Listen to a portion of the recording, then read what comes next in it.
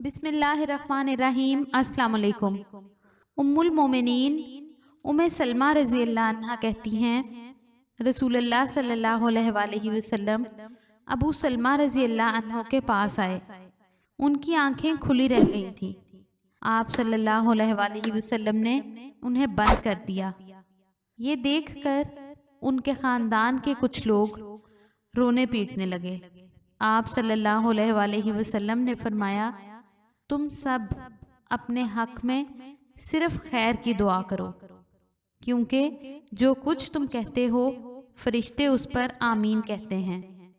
پھر آپ صلی اللہ علیہ وآلہ وسلم نے فرمایا، اے اللہ ابو سلمہ کو بخش دے، انہیں ہدایت یافتہ لوگوں میں شامل فرما کر ان کے درجات بلند فرما، اور باقی ماندہ لوگوں میں ان کا اچھا جانشین بنا۔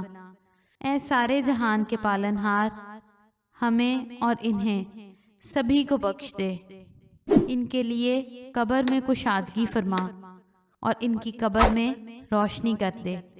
ابو داؤد کہتے ہیں، آنکھ بند کرنے کا عمل روح نکلنے کے بعد ہوگا۔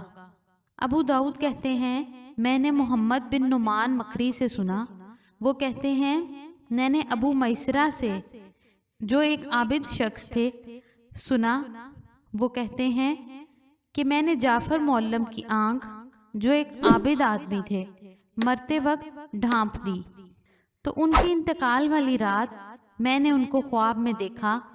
وہ کہہ رہے تھے کہ تمہارا میرے مرنے سے پہلے میری آنکھ کو بند کر دینا میرے لیے باعث مشقت و تکلیف رہی، یعنی آنکھ مرنے سے پہلے بند نہیں کرنی چاہیے۔